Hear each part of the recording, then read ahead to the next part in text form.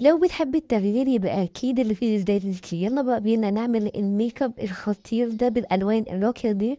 وكمان ينفع لو انت برايد وبتعملي ميك اب لنفسك وبتحبي الألوان الترابية الهادية فهينفعك قوي.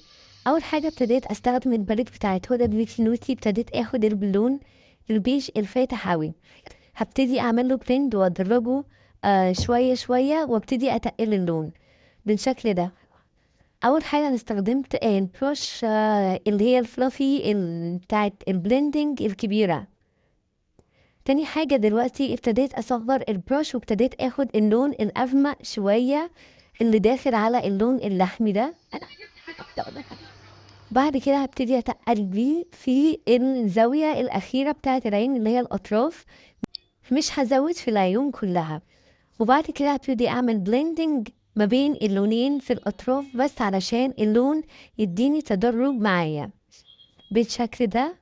دلوقتي انا بعمل بلندنج كويس قوي للاطراف. دلوقتي ابتديت بقى اخد اللون الفاتح قوي ده من الباليت وابتديت احطه في الزاوية اللي هي عند مدمع العيون. شايفين بالشكل ده؟ وببتدي اخد البروش اللي هي اول بروش استخدمتها، ببتدي اعمل بيها بلندنج للثلاث الوان اللي انا حطيتهم بالشكل ده علشان تطلعي تدرج للألوان. وببتدي أركز كويس في العيون وأشوف هل اللون محتاج يزيد معايا ولا هو مظبوط. دلوقتي أنا حسيت إن اللون محتاج يغمق شوية من الكورنر الأخير ده، فببتدي آخد اللون الغامق اللي أنا غمقت بيه الزاوية وابتدي أزود فيه وأعمل بلند. وأنا بعمل بلند علشان اللون ما يعلقش معايا. دلوقتي أخدت اللون اللي هو الشيمر ده على بني، ابتديت بقى احطه في الزاوية اللي هي عند المدمع. ببتدي اطبطب كده بالراحة واعمل بلند علشان ادخله في الاطراف بتاعت الالوان اللي هي المات، علشان برضو ما يبقاش فيه خط فاصل ما بين اللون اللي هو الشيمر او البيجمنت اللي انت بتحطيه وما بين اللون اللي هو المات. فبتبتدي تعملي بلندنج كده كويس قوي للالوان مع بعضها بالشكل ده. وبالشكل ده ببتدي أزود واحدة واحدة البيجمنت. وبعد ما بحط أول طبقة من البيجمنت ببتدي برضو أبص وأركز هل البيجمنت محتاج معايا يزيد ولا هو كده تمام زي ما انتوا شايفين كده. ودلوقتي هبتدي أمسك البروش وأنفض أي بيجمنت واقع معايا عند العيون. وعاوزاكوا تعرفوا معلومة، لما تكونوا حاطين بتعملوا قصدي بتعملوا ألوان غامقة في العيون تحطوا لوز باودر. دلوقتي أخدت الشimmer بتاعي من الباليت دي بس مش فاكرة بجد البراند بتاعها كان ايه. أخدت منها كمية بسيطة وابتديت أحطها فوق البيجمنت اللي أنا بحطه من غير جلو من غير أي حاجة. أنا أخدت من الباليت على البروش على العيون على طول. شايفين بالشكل ده؟ عاوزاكي تبقى ايديكي خفيفة جدا جدا وانتي بتعملي بلند، واعملي بلند على قد ما تقدري.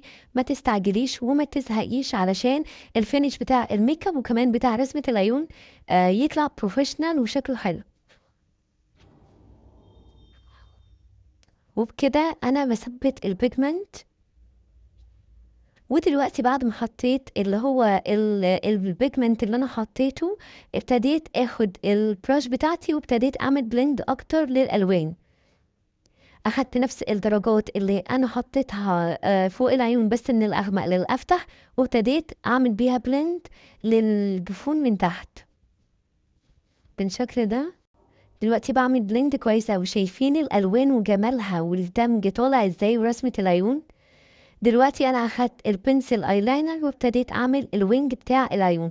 الوينج بتعمليه بطريقة سهلة جدا، ولو محتاجين ان انتوا تتعلموا الوينج لوحده اكتبوا لي في الكومنت تحت وانا هعمل لكم فيديو مفصل عن الوينج بس بتاع الزاوية بتاعت او مدمع العيون. شايفين بقى يا بنات الالوان الخطيرة الخطيرة ورسمة العين بجد الشيك؟ شايفين عاملة ازاي؟ تنفع برايد قوي. لو انت بتحبي الالوان دي ومن عشاق الالوان دي هتنفع بجد لو انت برايد، وكمان لو انت بتعملي ميك اب لنفسك بكل سهولة. ودلوقتي بنبتدي نعمل الكونتور بتاع النوز. ببتدي اخد من اللون اللي هو على بني وابتدي احدد النوز عندي. واخدت شويه من البلاشر على لون بينك على لون خوخي شويه وعملت لهم ميكس. ودلوقتي جينا للفقرة الأخيرة وهي الإضاءة اللي معظم البنات بتعشقها. ابتديت اخد الإضاءة بتاعتي من أوفرا اللي هو الهايلايتر بتاع أوفرا، وابتديت أحطه في الزوايا بتاعة الإضاءة. وبس كده، ده يكون الفاينل لوك. يا رب يكون الميك اب عجبكم، يا رب تكونوا استمتعتوا واستفدتوا بالفيديو، وان شاء الله هنزل لكم سلسله فيديوهات ازاي اعلمكم الميك اب من الصفر لحد ما تبقي بروفيشنال وبتعرفي تعملي كل الرسومات بتاعه العيون وتعرفي التكنيك الصح للميك اب.